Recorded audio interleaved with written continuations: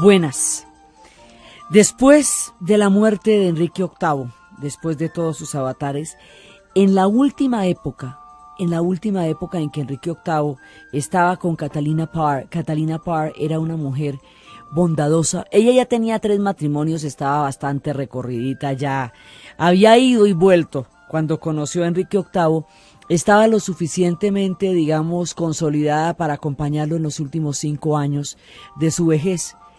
Ella era una mujer chévere, digamos, en el sentido en que no tenía ninguna ambición así particular. Entonces ella hace traer a las 2 niñas de Enrique, a las 2 hijas de Enrique, a María Tudor y a Isabel, las hace traer para que estén en el palacio con él. Estas niñas las tenían por allá echadas.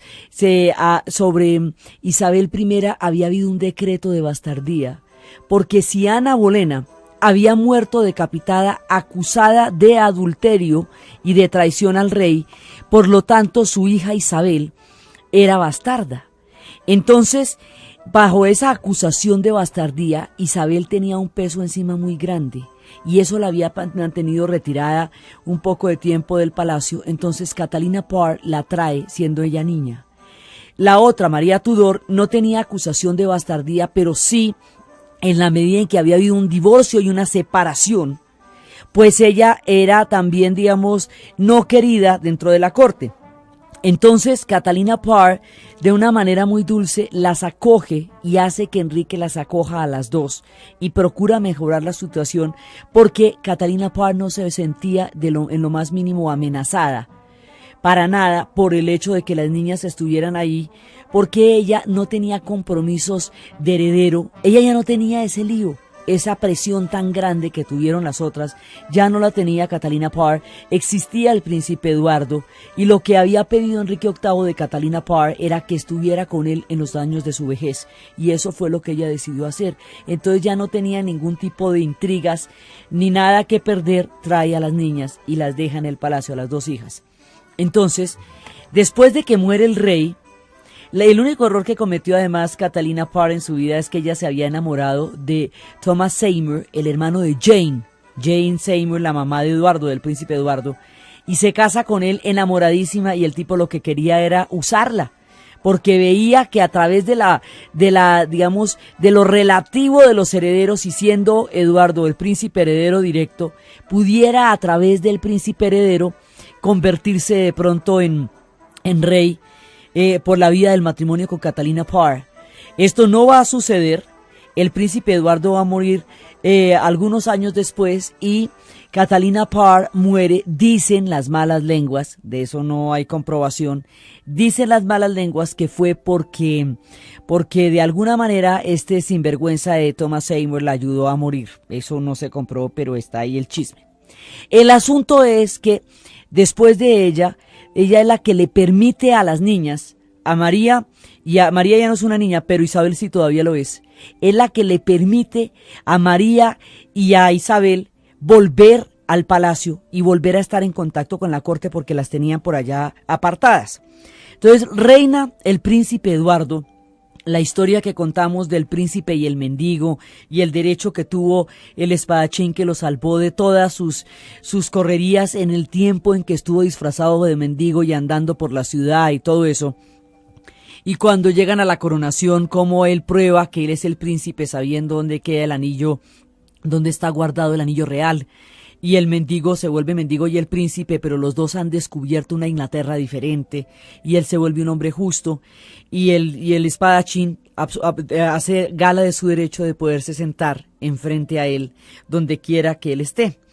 Entonces después muere Eduardo, y después de que muere el príncipe Eduardo muy prematuramente, porque era débil de salud como Jane Seymour, su madre, le toca a María Tudor. María Tudor es católica, y el tiempo de Enrique VIII ha sido un tiempo protestante.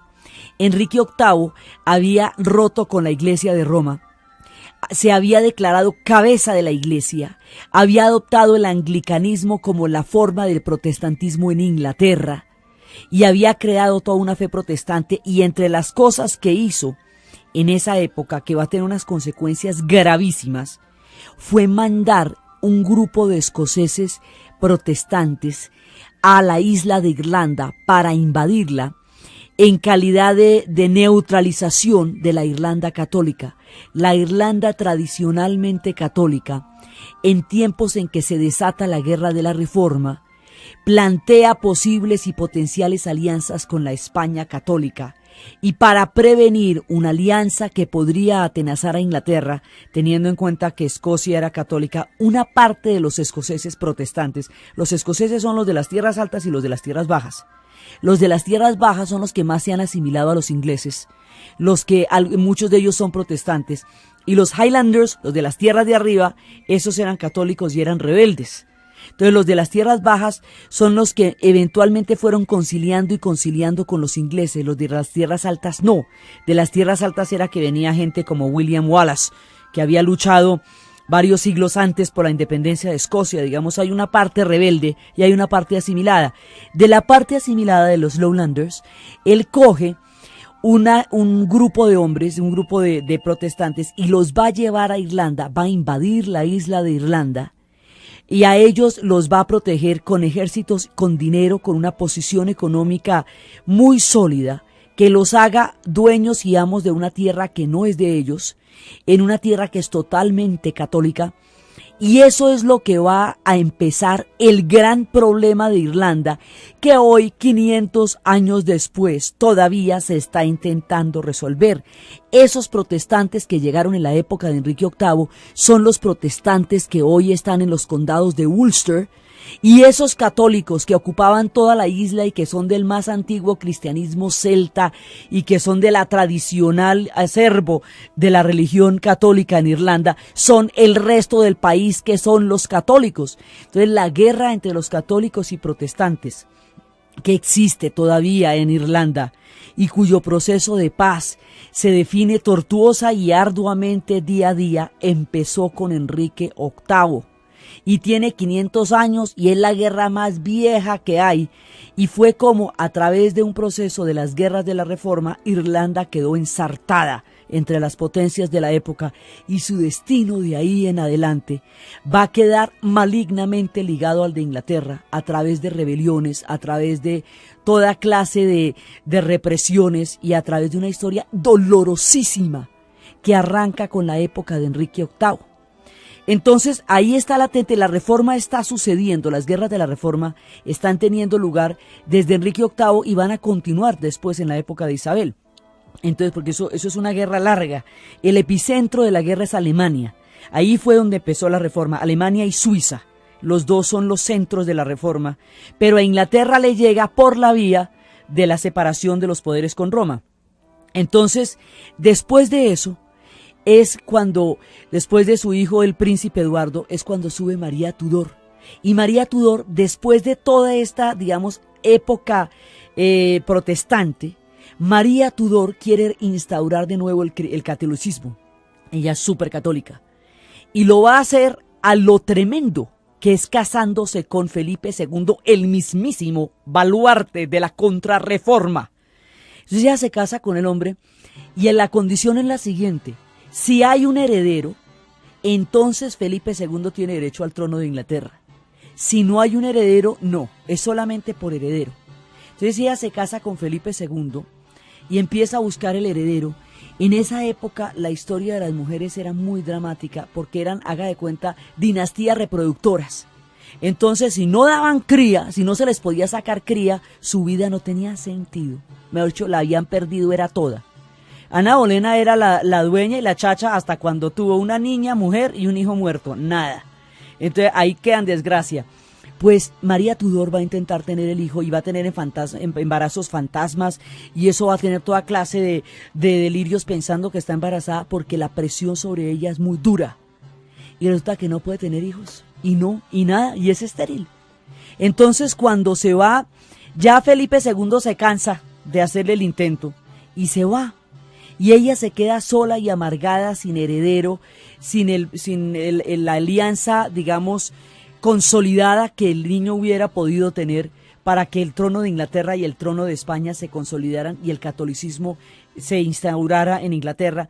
Entonces la amargura, la frustración, la esterilidad, la presión sobre la época la van a convertir en una mujer terrible que se va a dedicar a perseguir a los protestantes con una hazaña tan grande que los cócteles que se llaman los Bloody Mary significan María Sangrienta y se llaman así por María Tudor.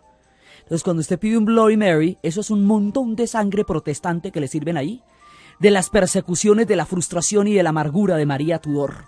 Así son las cosas, así con el tomatico que le echan y todo eso, pura sangre protestante. Entonces, María Tudor va envejeciendo. Ahora, María Tudor tiene en Isabel a una amenaza terrible. Isabel es el recuerdo de la tragedia. Isabel es la hija de Ana Bolena. Y fue por Ana Bolena que su madre fue repudiada, fue por ella que se dio la ruptura con el Papa y entonces Inglaterra se hizo anglicana en lugar de ser católica. Isabel simboliza todas las cosas que a ella le aterran en la vida. Isabel es para ella su amenaza, pero María Tudor es lo suficientemente católica como para no matar a su hermana. El hecho de que fuera su hermana a ella la detuvo. Eso no detuvo a muchísimos del linaje de los ingleses, pero a ella sí la detuvo porque era su hermana y eso de todas maneras era como complicado. La mayor sabiduría de Isabel consiste en mantenerse viva durante el reinado de María Tudor. Eso es la primera habilidad política de la que sabemos. Ahora, ¿a Isabel qué le pasa? Isabel las ve todas. Isabel vio decapitar a su madre. Isabel vio burlar a las mujeres. Isabel vio la angustia que se puso sobre María Tudor para que tuviera un heredero. Isabel vio cómo Thomas Seymour utilizó a Catalina Parr para buscar un acceso al trono y burló su amor. Entonces, y Thomas Seymour además también se va a meter con Isabel. Isabel va a tener un primer romance y ese primer romance le va a hacer dar cuenta que ella no puede permitirse ser vulnerable al romanticismo ni al cuerpo, porque ella tiene que mantenerse viva primero y porque después ella va a tener un destino muy grande. Entonces con este primer romance ella le arman un escándalo y ella siempre lograba salir airosa de los escándalos y ahí aprende cómo es la cosa. Ahí aprende que ella tiene que tener una templanza muy grande frente a todas las cosas que le van a pasar. Entonces Isabel vive en un contexto tan peligroso y su cabeza está permanentemente en peligro que ella aprende cómo es la lógica de las conspiraciones. Ella aprende a entender cómo es que son las cosas de complicadas y a través del desengaño de Thomas Seymour, porque Thomas Seymour era un avión. Entonces el primero quería con Catalina Parr buscar el trono y luego le hace el viajecito a Isabel a ver si por la vía de Isabel logra lo mismo. Entonces ella empieza a darse cuenta de cómo la pueden utilizar, de qué tan peligroso es ese fanatismo católico de María Tudor. Entonces ella hace lo que toque hacer, va a misa, se proclama católica si le toca proclamarse católica. Ella entiende que lo que le toca es estar viva mientras María Tudor muere, porque María Tudor va a morir sin descendencia, entonces le toca a ella. Entonces ella sabe que para poder reinar tiene que callar, tiene que ser discreta, tiene que no comprometerse, tiene que no llevar la contraria, tiene que estar fresca. Entonces logra mantener la cabeza en su puesto hasta el momento en que va a subir ella al trono, hasta el momento en que muere María Tudor. Cuando muere María Tudor, ya en ese momento, como mujer, ella sabe una cantidad de cosas de cómo se maneja el poder, porque a ella le tocaron años terribles. Ella estuvo en la torre, ella estuvo en todas partes, ella vio toda clase de intrigas. Entonces ella va pensando cómo ella como mujer no se va a someter a ninguna de esas tiranías, ni a la tiranía de tener que tener un hijo varón heredero, ni a la de casarse con un personaje que por esa vía disuelve el trono de Inglaterra. Ella va madurando el tipo de persona que va a ser a través de todas las intrigas que presenció y vio, y el tipo de persona que va a ser ella, y el tipo de gobernante que va a ser ella.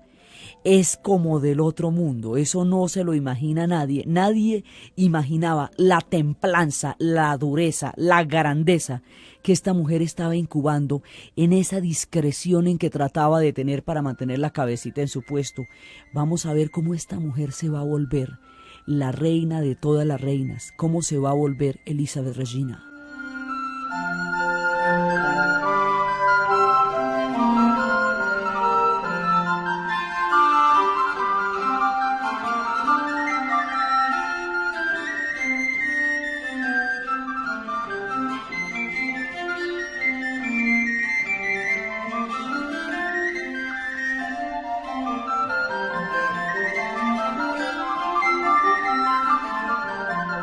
Isabel va a crear una época tan maravillosa en Inglaterra que se va a llamar por su nombre, la era isabelina.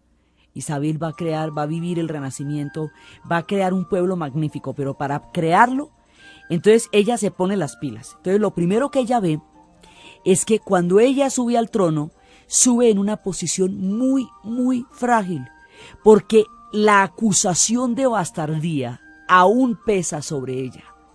Y por la vía de la acusación de bastardía, a ella le pueden directamente quitar el trono con todo y cabeza, ¿sí? Porque eso significa que hay duda o sombra sobre la legitimidad de Isabel al trono. Entonces, pues la acusación de bastardía venía por haber matado a su madre por adulterio. Entonces ella sabe que le toca pisar suavecito, que le toca con pies de plomo. Entonces, ella intenta crear unos equilibrios de poder que va a lograr de manera magistral. Primero, todo el mundo se va a tratar de casar con ella, y ella sabe que si se casa con alguien, ese matrimonio le va a costar la existencia a Inglaterra. La disuelve, la forma parte de otras coronas y de otros reinos y otros tronos. En la película Elizabeth, muestran toda la transición de ella como mujer a ella como reina. Entonces, cuando ella se da cuenta que todo la quieren usar, que Thomas Seymour también quería ponerla en manos de las diferentes coronas para poder reinar él, que todos los tipos que se meten con ella quieren es convertirse en su rey y disolver el reino de Inglaterra y ponerla a ella en la marcha, dice, no, yo esta así no me la hago. Cuando ha visto sufrir, como ella vio sufrir a todas las mujeres por un heredero, dijo, yo no me la dejo montar de heredero, de nada de esas cosas me la voy a dejar yo montar. Entonces, finalmente un día a ella le preguntan que ella con quién se va a casar y ella dice, yo tengo un marido que es el reino inglés y tengo unos hijos que son todos los ingleses y yo estoy casada con Inglaterra. Y la mujer entiende que para que ella pueda gobernar tiene que primero dominar el cuerpo, que por ahí no la cojan, por como a todas las demás reinas y como sí le pasó a Juana la loca que la enloqueció fue el amor. Entonces, primero. Segundo, que de ella dependería que Inglaterra sobreviva o se disuelva. Entonces, ella entiende que su soltería es la garantía de su reinado y que así no se somete a poderes de otros pueblos, ni de los hombres, ni de nada en eso. Pero ella, que tiene eso claro, ella se llama la reina virgen no porque no haya tenido relaciones sexuales, sino porque no se casó nunca. Y ella se proclamaba virgen y a ver, discútale eso. Entonces, resulta que ella se la pilla, lo mismo que se pilló Catalina la Grande en Rusia, mucho más tarde. Que si ella se dejaba mandar por los hombres, no solamente se perjudicaba a ella, sino Rusia, mucho más grave todavía. Entonces, Isabel entiende que ella tiene que preservarse, ni siquiera por ella, por Inglaterra. Isabel adoraba a Inglaterra y todo lo hizo por Inglaterra y ella dejó una Inglaterra en las mejores condiciones tan grandes que todo el mundo tiene la imagen de Inglaterra como una gran potencia y en realidad eso nunca lo fue sino hasta la época de Isabel. Pero fue tan impresionante lo que ella hizo que la imagen que uno tiene aún retrospectiva de los ingleses es la imagen que Isabel hizo de ellos. Entonces resulta que esta mujer cuando la tiene clara, ella dura como unos 15 años, digamos, no se puede enemistar con ninguno de los poderes de la época. Los poderes de la época son España, que era el poder más importante, cuya hegemonía era tan grande en ese momento que era una amenaza para todo el mundo, porque España controlaba la tierra en esa época, los únicos que no controlaban eran a los franceses y a los ingleses. Entonces, España, que era la superpotencia. Francia, que era un enemigo y un poder grandísimo. Entonces ella tenía que mantener un equilibrio y ella no se podía enemistar con ninguno de ellos. Los franceses apoyaban a Escocia y los españoles apoyaban a Irlanda. Así que por esa vía ella tenía que tener un equilibrio y unos pies de plomo. Entonces ella dura mucho tiempo diciendo que ella como que sí se casa, como que bueno, como que sí, para mantener a la gente en suspenso y de esa manera fortalecerse. Entonces ella se va fortaleciendo, digamos, ella necesita un equilibrio interno, un nivel de tolerancia religiosa. Ella va a restaurar el anglicanismo porque su principal interés para ella y para Inglaterra es el que la iglesia, la corona sea la cabeza de la iglesia. Es decir, que la iglesia esté sometida a la corona. Y la iglesia está sometida a la corona únicamente en el mundo protestante. En el mundo católico, no. Entonces, por eso ella quiere restaurar la fe anglicana. Pero después de ese despelote que creó María Tudor, a ella le toca ser muy cauta. Entonces, ella va por la línea del medio. Mejor dicho, ni Roma ni Ginebra. Es decir, ni la extrema de Felipe II del catolicismo a ultranza, ni la extrema de Zwinglio, Calvino y Lutero, de Suiza y de Alemania, sino por la mitad, a uno y otro. Entonces el anglicanismo, a la final lo que va a ser es un resultado del catolicismo y del protestantismo, pero por la vía intermedia, una tercera opción que huye de los extremos que cada una de esas dos tendencias habían tenido en plena guerra religiosa y convierte una fe, por un problema político, convierte una fe que tiene de ambas fuentes, pero que no es extrema en ningún caso. Es muy particular porque es un eclecticismo de los dos. Y eso es el anglicanismo, es decir, el protestantismo en Inglaterra. Entonces ella trata de hacerlo suavecito y por las buenas. Entonces, suavecito y por las buenas, ella va fomentando la tolerancia religiosa, pero se van volviendo anglicanos. Suavecito y por las buenas, dice que se va a casar de pronto con aquel o de pronto con allá, pero no se casa con ninguno. Suavecito y por las buenas va consolidando la política interna, no se mete en guerras, va a financiar el tesoro interior, va a restaurar la economía. Y se va fortaleciendo hasta que pueda tomar las grandes decisiones. Ella va a reinar durante 45 años. Entonces va a tener tiempito, eso le quedó rato para poder hacer cositas. Entonces ella se va fortaleciendo, sabe que no se puede enemistar con Roma y no se puede enemistar con España, porque si el Papa la llegara a excomulgar a ella, como la flota en el aire la acusación de bastardía, podría acabar con todo lo que ella está tratando de hacer. Entonces ella no se enemista, no frentea, ni con España, ni con Roma. Pero ahí vamos por los laditos. Ella tiene un problema que es muy grave. Ella tiene una prima hermana que está cerquitica a ella, y que es un peligro, la cosa más impresionante. Su prima hermana se llama María Estuardo, reina de Escocia. María Estuardo, reina de Escocia, es hija de la hermana de Enrique VIII, por eso es prima hermana de ella. Entonces, por esa vía, si la acusación de bastardía que pesa sobre Isabel llegare a hacerse efectiva, el trono le correspondería a María Estuardo directamente. María es católica, María es reina de Escocia. María es casada con el príncipe heredero del trono de Francia, que muere prematuramente, pero por cuya vía los franceses podrían reclamar de una vez la corona inglesa. Entonces, ahí podríamos hacer un billar a tres bandas, en donde María quedara de reina de Escocia, reina de Francia porque es la viuda del heredero al trono francés, y reina de Inglaterra si el Papa declaraba bastarda a Isabel y no la reconocía a ella como la reina de Inglaterra. ¿Le parece poco? Entonces, ella ve a su primita con muy malos ojos. Su prima va a sufrir persecuciones y se va a refugiar en Inglaterra, que es meterse directamente en la boca del lobo. Eso es salvarse de un peligro para meterse en uno mayor. Entonces ella la va a tener prisionera durante casi 20 años. La va a tener prisionera en Inglaterra y va a estar pensando, ¿la mato o no la mato? Es que ella dice, bueno, yo tengo que tener, primero me parece como la embarrada, no, a ella no le gustaba la idea, pero era que era muy peligrosa. Segundo, tengo que ser demasiado fuerte para tomar esa decisión, porque si yo no llego a tomar si la tomo en falso, si la hago cuando no toca, mejor dicho, ahí puedo terminar yo directamente más perjudicada que otra cosa. Ella se va fortaleciendo y va haciendo esta política de equilibrios, de malabares diplomáticos para mantener las cosas claras antes de tomar tal vez la decisión más brava que ha tenido que tomar en la vida, y esa es la que vamos a ver después de la pausa.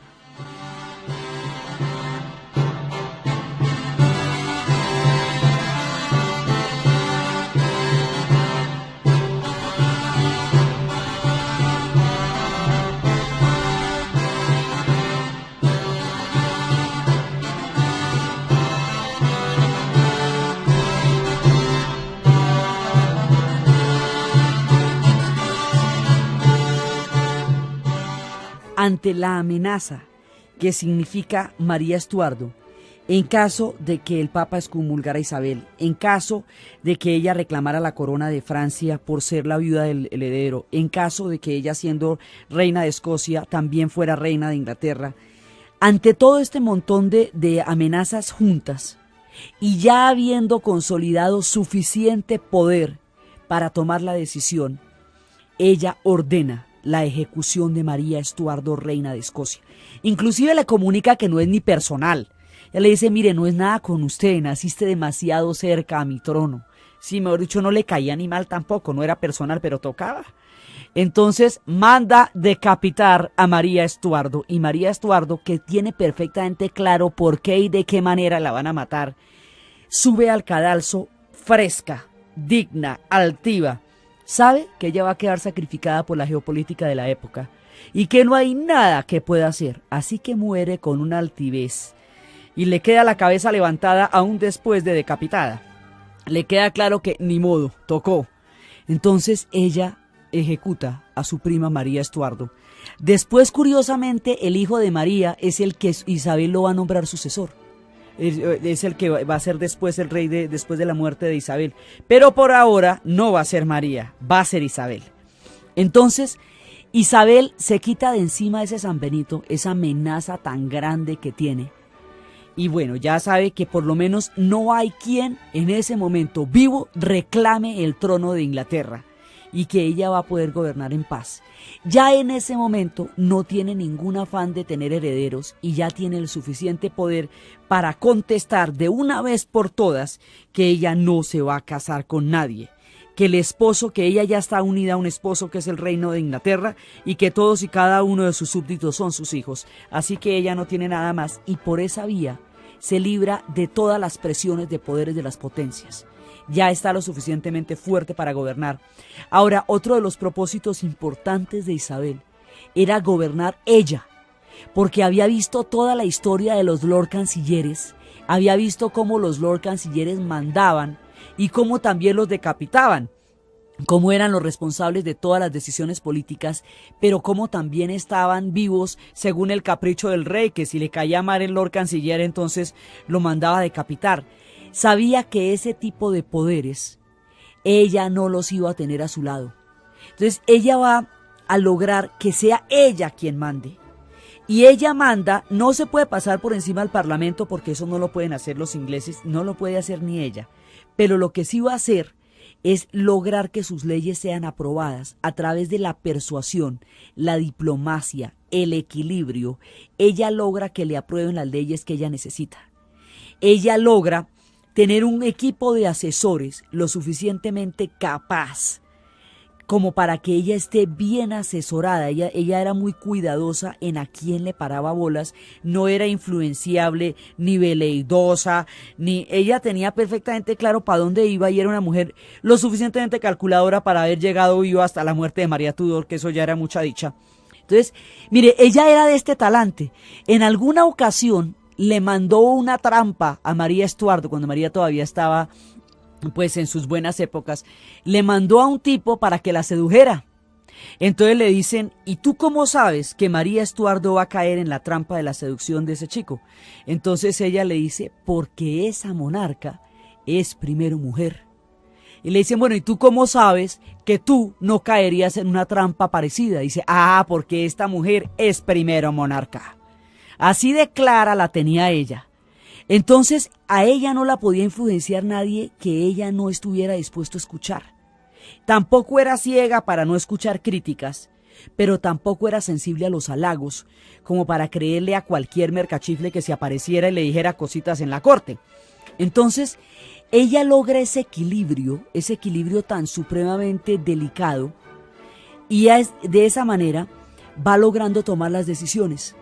Entonces, así logra, primero, conjurar las guerras religiosas para que no haya más guerras religiosas al interior de Inglaterra, porque las guerras religiosas es lo que le han quitado a Inglaterra el tiempo para que pueda lanzarse a ser potencias. Digamos, Inglaterra se retarda y Francia se retarda en convertirse en potencia por las guerras religiosas.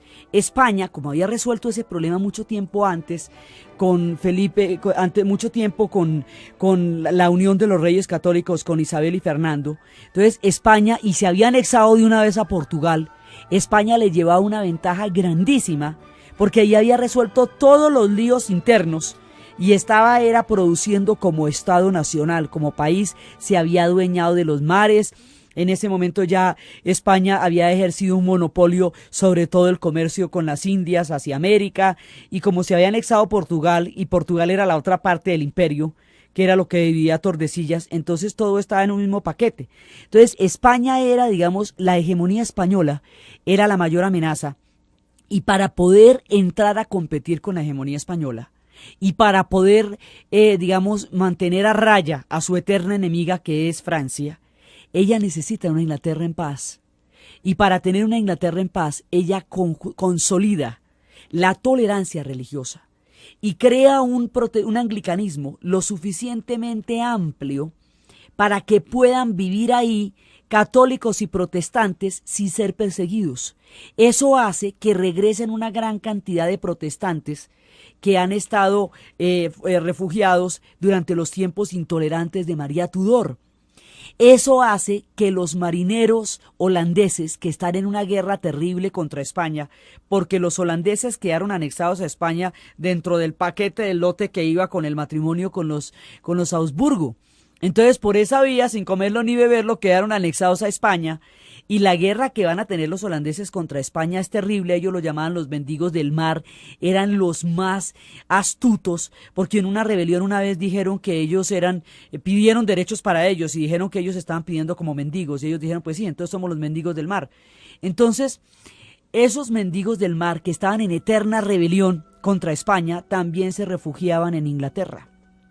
Todos los protestantes que eran perseguidos tenían en Inglaterra su refugio, y por esa vía Inglaterra se va convirtiendo en la cabeza del protestantismo mundial, por la vía de la tolerancia y del refugio a los que están siendo perseguidos.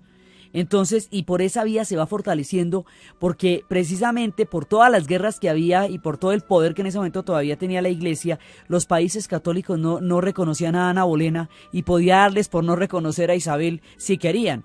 Entonces ella va logrando fortalecer el mundo protestante cada vez más a través de la tolerancia y a través del refugio que le va dando a la gente que va llegando allá. Entonces, cuando ya tiene la tolerancia religiosa, cuando ya manda ella, tiene asesores, sí, tiene parlamento, sí, pero manda ella y solo ella. Cuando ya tiene la sartén por el mango, cuando ya logra sanear las finanzas a través de una muy, muy seria política fiscal y una gran estrategia financiera.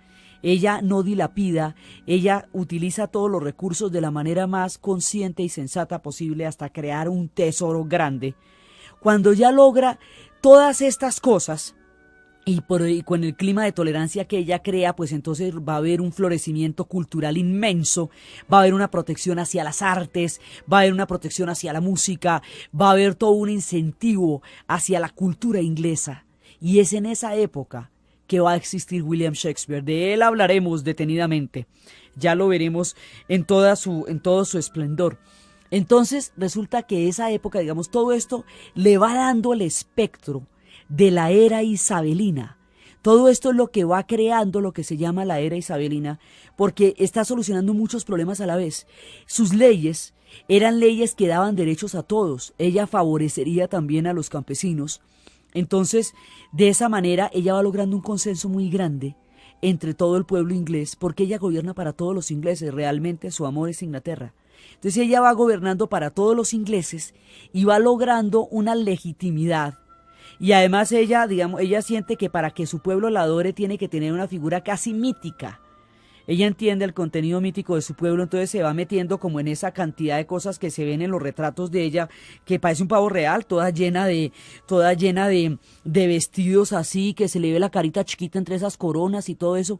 Todo eso era parte del montaje de convertirse en Elizabeth Regina la Tremenda, en que de que su pueblo la viera tan inalcanzable como una diosa, pero tan legítima y tan poderosa como para convertir a Inglaterra en un gran país, que era lo que ella estaba tratando de hacer. Ella, el secreto era amar Inglaterra. No era amar el poder, porque el poder lo han amado muchos, y eso no los ha conducido a la grandeza, los ha conducido al genocidio. Ella amaba a Inglaterra. Ella quería todo poder para Inglaterra. Y fue ese amor por su país el que hace de ella una gran gobernante. Fue el pensar en su país primero que en ella y primero que en todos, lo que hizo de ella una gran gobernante. Ella es grande porque Inglaterra es su prioridad, porque por encima de ella está su pueblo, y cuando un gobernante tiene su pueblo por encima de cualquiera de sus otras prioridades en la vida, es grande. Eso es lo que da la grandeza. Entonces ella empieza a sanear todo esto, y cuando ya tiene todo eso listo, es decir, cuando ya arregla las cosas en casa y ya lo tiene todo listo, entonces se lanza a la competencia con las potencias de la época. Y esa competencia con las potencias de la época va a ser tan sucia como sucias son las competencias de las potencias de las épocas. Eso nunca es chévere.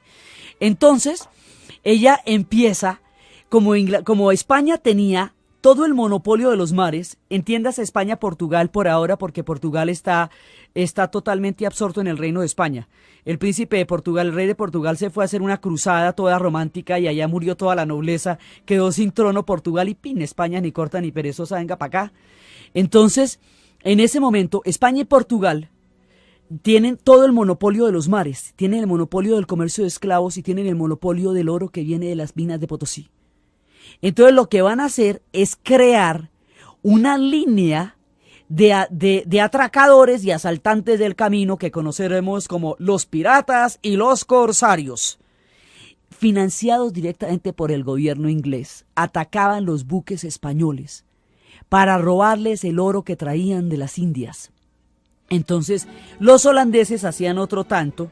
También atacaban a los buques ingleses, a los buques españoles, y podían refugiarse y pertrecharse en Inglaterra, lo cual geopolíticamente hablando era como tener una base de entrenamiento de atacantes a la potencia de la época que era España. Mejor dicho, eso era muy mal visto, era terriblemente mal visto, pero ellos tenían toda esa concepción digamos, los holandeses atacaban a los españoles porque estaban en guerra con ellos, y la manera de atacarlos era a la yugular, y la yugular era los barcos que venían de ultramar, porque los holandeses tienen un territorio muy chiquito, es difícil pelear en Holanda. Pero en los mares era más chévere, porque esos sí son los navegantes, los duros navegantes. Entonces los holandeses están atacando las flotas españolas y los ingleses también. Ya Enrique VIII había creado una marina, una flota mercante poderosa. Isabel la va a poner a funcionar y la va a poner a atacar a todas las flotas españolas y a todos los galeones, y así se va armando va erosionando el poderío español en los mares. Y a medida que va erosionando el poderío español en los mares, se va haciendo Inglaterra cada vez más poderosa, y España empieza a notar los síntomas de la decadencia, cuando la cantidad de guerras que tiene empiezan a ser insostenibles para ella misma, empieza a quitarle la supremacía marítima a España a través de los continuos ataques de los piratas y de los corsarios. Entonces Felipe II se le paran los pelos porque la cosa es grave y decide lanzarle un ataque de una vez por todas. Un ataque que no pueda pararlo nadie. Un ataque con una armada invencible.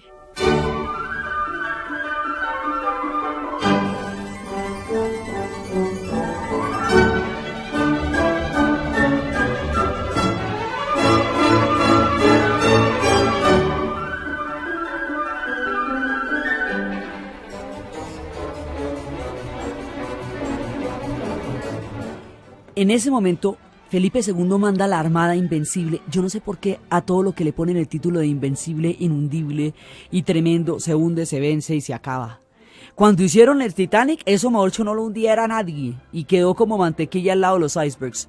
La Armada Invencible se llamaba así porque eso, mejor dicho, nadie podía con ella. Pues resulta que se desató una tempestad aquellas, la tormenta perfecta. Y la habilidad de los ingleses con sus barcos más veloces y artillados, mejores artillados todavía, y la tormenta y los elementos hundieron la Armada Invencible. Y la Armada Invencible era el grueso de la flota española, era, digamos, lo más excelso de la flota española. Entonces yo creo que lo mejor es no ponerle ni invencible, ni indomable, ni tremendo a nada, porque es como un desafío al destino. La Armada Invencible se hunde en alta mar por las tormentas y por la habilidad de los ingleses, y eso es un golpe durísimo, durísimo para la corona española. Felipe II decide atacar porque primero, bueno, él ya había intentado proponerle matrimonio a Isabel, ni crea que no, pero Isabel no le hizo caso.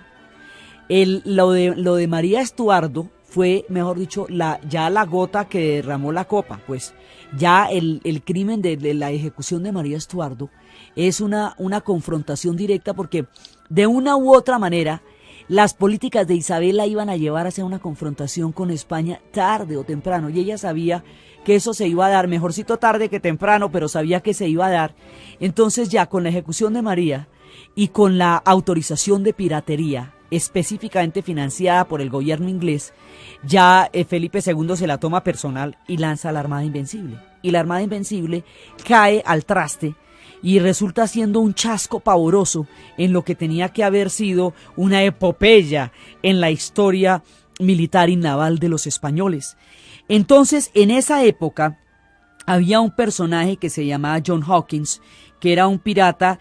Estos piratas son en general, pues, que son bandidos y son truanes, no son así, son personajes absolutamente, pues, delincuenciales. Entonces, este personaje, que era un tipo, digamos, muy aguerrido, se está tratando de coger a los españoles y de romperles unas embarcaciones ahí en San Juan de Ulúa. Los españoles en ese momento le ganan las embarcaciones y terminan dañando unas embarcaciones de los ingleses. Ahí con John Hawkins estaba un personaje que se llamaría Francis Drake. Y Francis Drake queda ardido porque fueron a tumbar, muchos fueron por lana y salieron trasquilados. Fueron a tumbar a los españoles y los españoles los tumbaron a ellos. Entonces Francis Drake desde ahí la monta de que los españoles le deben mucho dinero y se dedica a atacar a los españoles. Y Francis Drake, financiado por la reina y todo eso, y con Hawkins, empieza a asolar los mares. Y su favorito era el Caribe. Y en el Caribe se mete y va a asolar lo que va a ser Cartagena, Riohacha, Puerto Rico, todo el Caribe lo va a asolar. Mire, el tipo es tan impresionante que un día va a atacar Valparaíso. Y después de haber asolado Valparaíso, se devuelve por el Pacífico, y al devolverse por el Pacífico le da la vuelta al mundo como Magallanes. Y en todas esas, un día, cuando está en todas esas hazañas, un día llega y se mete con un galeón que era el que venía cargado con el oro de las minas del Potosí, que era las minas de plata del Potosí, que eso era la fortuna más grande, que hoy no hay nada que se le parezca. Entonces, él estaba navegando hacia el norte y cerca de Quito, es cuando ve Nuestra Señora de la Concepción. Y era un galeón español cuyas bodegas estaban los tesoros más grandes. Entonces, él hace un asalto tenacísimo y llega a Inglaterra, y es cuando llega, después va para Valparaíso y llega a Inglaterra cruzando el Pacífico, dándole la vuelta al mundo, con un billete, mejor dicho, con una fortuna que ha reportado beneficios del 1400% por encima del capital invertido, porque lo que se trajo fueron el oro y la plata de todas las minas del Potosí, de todas las riquezas de América. Los tesoros españoles los trajo. Entonces la reina lo nombró Sir Francis Drake, y queda Sir Francis Drake convertido en Lord después de ser el truán más cafre de todos, porque le reportó un billete, una cantidad de fortuna al fisco inglés, Entonces lo que hacían era financiarlos de ahí en adelante. Entonces este personaje, que en todas las partes del Caribe tiene leyenda, porque es que estuvo en todos lados. Él llegaba, asolaba, se robaba el oro que venía del Potosí, llegaba, quemaba los barcos, los hacía al abordaje. Entonces toda la época de los piratas, él es uno de los, digamos, de los emblemas de la piratería. Él y Hawkins, y a él se le llamaba, los grupos que ellos tenían, se les llamaba los perros del mar, the Sea Dogs. Entonces los perros del mar fueron los que atacaron la Armada Invencible y fueron los que dieron al traste con toda el poderío español de que tenía la Armada Invencible. Entonces este personaje va a pasar por todas partes, va a saltar Las Palmas, en la Gran Canaria, en las Islas Canarias, va a rodear Puerto Rico. Y va a tener todos los ataques que quieran. Esos son los corsarios y los piratas. Entonces todas las épocas de los piratas de la pata de palo y todas las historias del pirata y del loro y toda esa cantidad de historias que se han hecho tan legendarias y que los piratas tenían tesoros escondidos y la canción de los piratas de Serrat, de todos los piratas que tienen un lorito que habla en francés, que les cuenta la historia de un cuento que no fue. Todo eso viene de esta época. Y era una política oficial de los británicos para darles por la yugular a los españoles con el comercio marítimo del oro y los esclavos. Era directamente eso. Entonces, la hegemonía en esa época es muy complicada porque, por otro lado, en Irlanda estallan cada ratico rebeliones porque ellos fueron, digamos, invadidos a la fuerza por los ingleses y con el grupo de protestantes para neutralizar a la Irlanda católica. Entonces van a tener rebeliones porque es una situación absolutamente insostenible e injusta.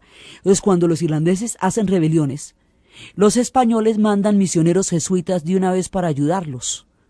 Entonces en ese momento los misioneros jesuitas, muy al tanto del antiguo cristianismo celta, del catolicismo celta y de todo lo que implica esa tradición, van a alimentarla con sus misioneros.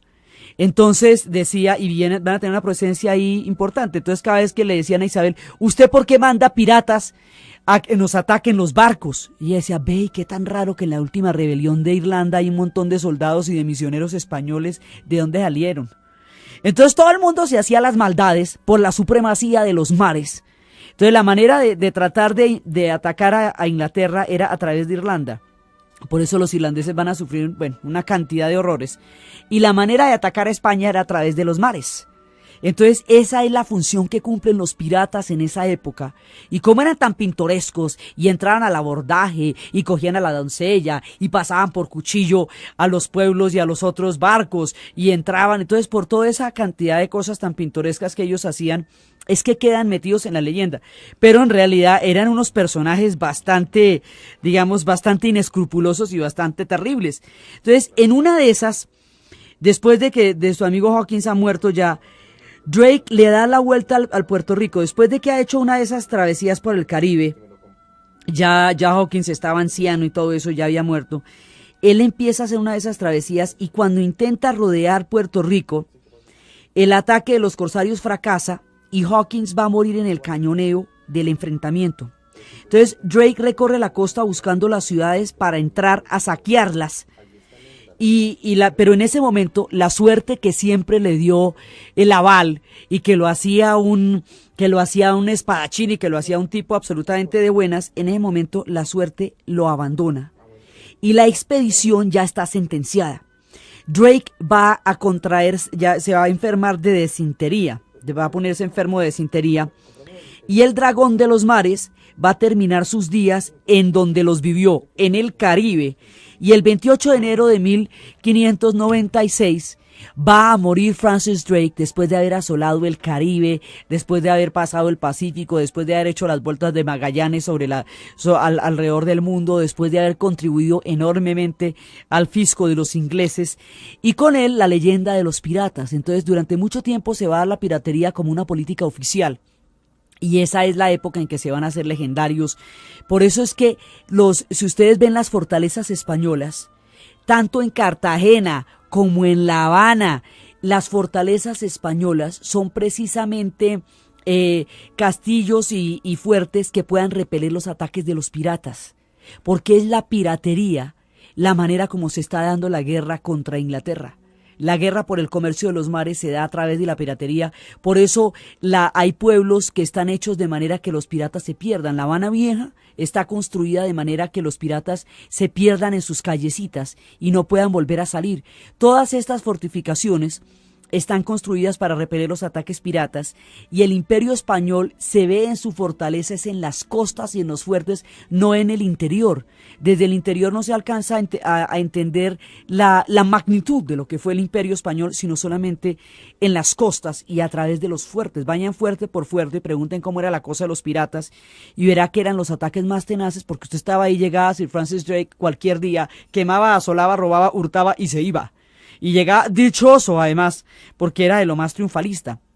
Entonces, así, Inglaterra, por la vía de la piratería, Inglaterra se va haciendo la reina de los mares. Ya tienen un país en paz, ya tienen un fisco eficiente, ya tienen el control de los mares. Los tiempos de todas esas mezquindades y los tiempos de todas esas guerras intestinas, del tiempo de la guerra de los dos rosas, del tiempo de la era de los normandos, del tiempo de toda esa cantidad de poderes locales enfrentados, han quedado en el pasado. Inglaterra se ha convertido en una gran potencia. Isabel la encontró todavía sacudida por la intolerancia religiosa de María Tudor y la deja convertida en la reina de los mares, en la potencia de la época. Y de ahí en adelante, la historia de Inglaterra va a estar marcada por la grandeza, pero el sello de la grandeza tiene un nombre: Isabel I. Suya será la era isabelina, suya será la época de Shakespeare, cuyos personajes, poseedores de lo más profundo de las pasiones humanas, es lo que vamos a ver en el siguiente programa. Entonces, desde la cautela, la prudencia, la mirada secreta por entre las intrigas de palacio, la sabiduría, la virtud, la excelencia de una mujer que ha pasado a la historia como una de las mejores gobernantes de todos los tiempos de Europa, hemos estado en la narración con Isabel I, Diana Uribe, y en la asistencia técnica César Moreno, y para ustedes un feliz domingo.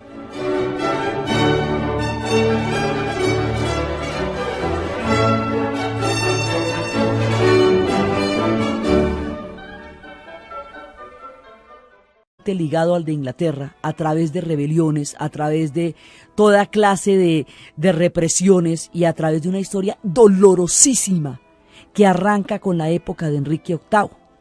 Entonces ahí está latente, la reforma está sucediendo, las guerras de la reforma están teniendo lugar desde Enrique VIII y van a continuar después en la época de Isabel. Entonces, porque eso es una guerra larga. El epicentro de la guerra es Alemania. Ahí fue donde empezó la reforma, Alemania y Suiza. Los dos son los centros de la reforma, pero a Inglaterra le llega por la vía de la separación de los poderes con Roma. Entonces, después de eso, es cuando, después de su hijo el príncipe Eduardo, es cuando sube María Tudor. Y María Tudor, después de toda esta, digamos, época protestante, María Tudor quiere instaurar de nuevo el catolicismo. Ella es súper católica.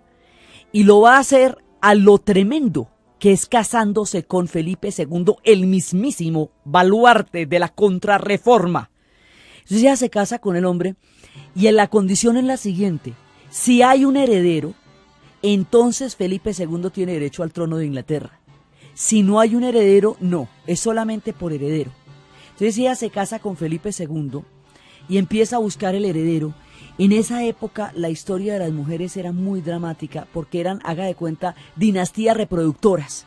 Entonces, si no daban cría, si no se les podía sacar cría, su vida no tenía sentido. Mejor dicho, la habían perdido, era toda. Ana Bolena era la dueña y la chacha hasta cuando tuvo una niña, mujer y un hijo muerto. Nada. Entonces ahí queda en desgracia.